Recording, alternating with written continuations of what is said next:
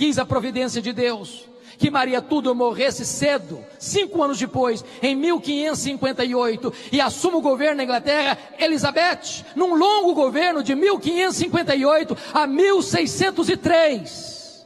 E o primeiro decreto de Elizabeth foi determinar a volta dos foragidos para a Inglaterra, e tendo eles então contato com a reforma no continente, voltaram fazendo 4 exigências para a igreja. Nós queremos na Inglaterra uma igreja com teologia pura, com liturgia pura, com governo puro, com vida pura, e desencadearam na Inglaterra um dos mais importantes movimentos de reforma de todos os tempos e também de avivamento, o movimento dos puritanos. Aqui fica uma coisa interessante a pensar.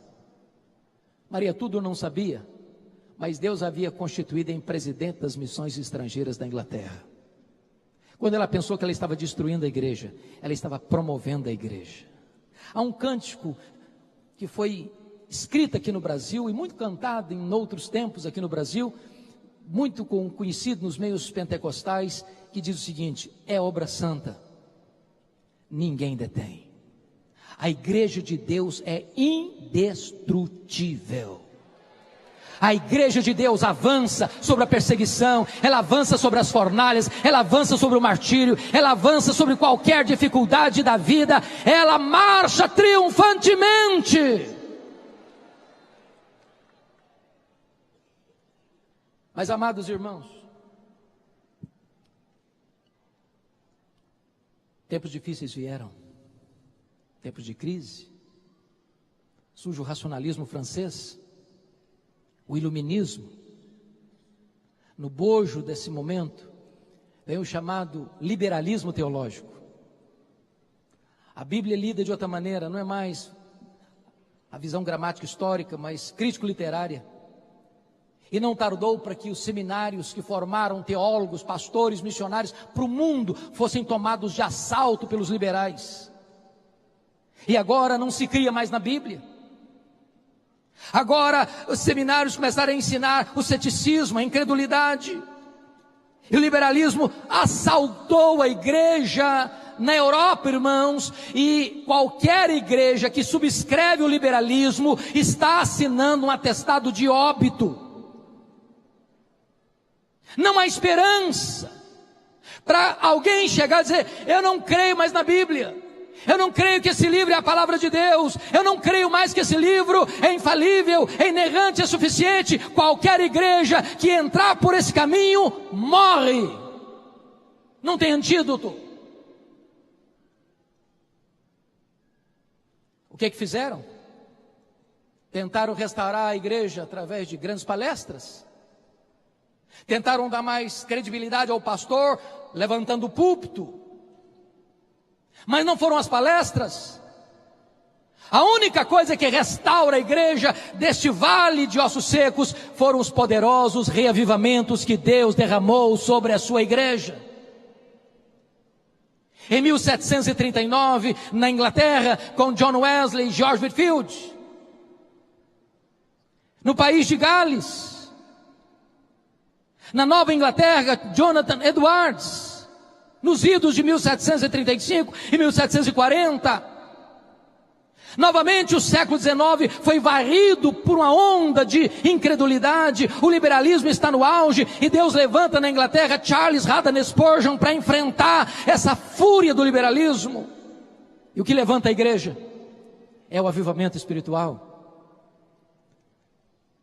Na cidade de Nova York, 1857, esse avivamento varre a nação, 1857 a 1859, e é no bojo desse avivamento é que o missionário Ashbel Green Simonton, que acabara de se formar no seminário de Princeton, ouvindo um sermão do professor Charles Hodge, é tocado pelo Espírito Santo de Deus para vir para o Brasil, e ele chega aqui exatamente no dia 12 de agosto de 1859, debaixo da égide deste poderoso avivamento espiritual. A igreja presbiteriana do Brasil nasceu sob o signo do avivamento espiritual.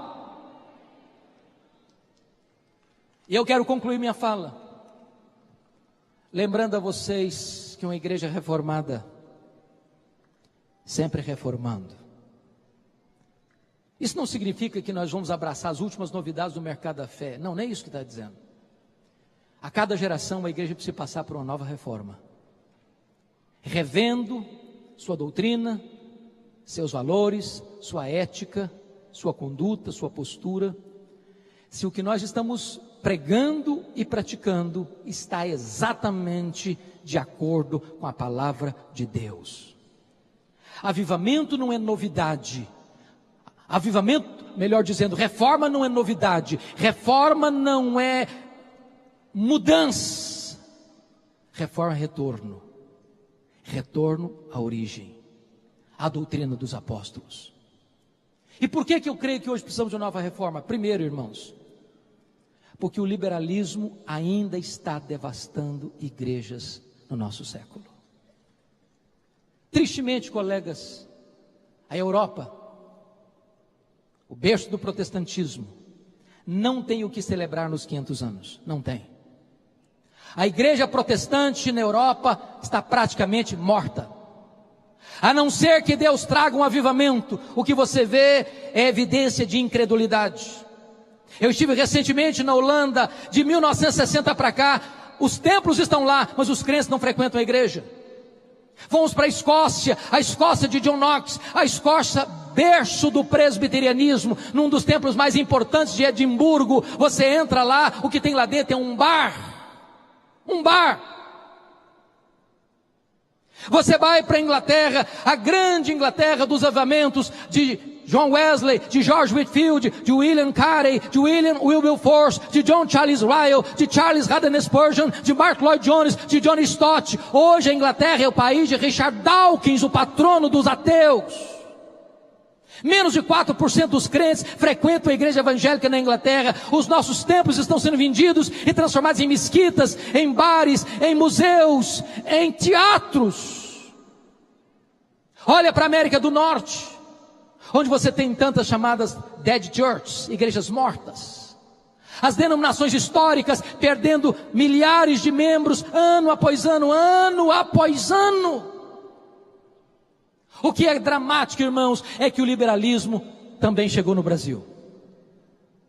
E nós temos denominações inteiras que já se capitularam à sedução mortal do liberalismo. Nós precisamos de uma nova reforma.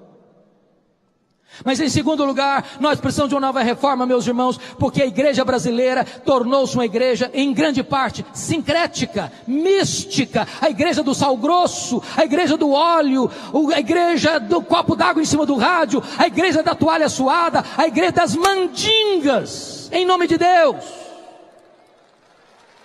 Precisamos de uma nova reforma. Precisamos voltar para a palavra de Deus. Precisamos voltar para as Escrituras.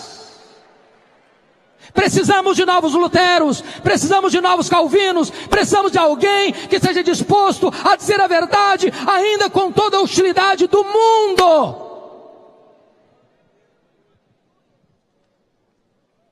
Mas em último lugar, irmãos, nós precisamos de uma nova reforma, porque nós assistimos no Brasil, tristemente, uma igreja onde há a presença de uma ortodoxia morta.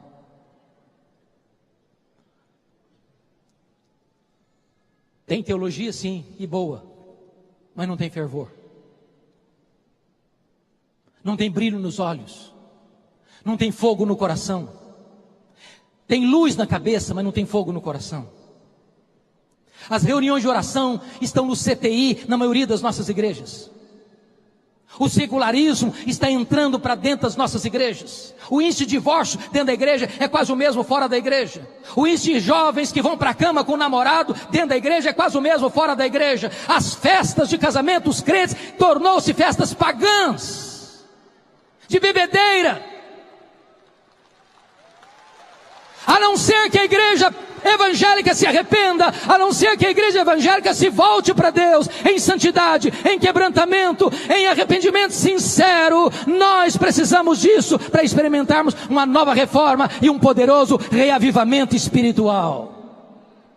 A minha oração e o meu clamor aos céus é que esta celebração de 500 anos nos leve a uma reflexão, nos leve a uma postura de arrependimento e nos leve de volta ao caminho do cristianismo primitivo, simples, puro, mas cheio do poder do Espírito Santo de Deus.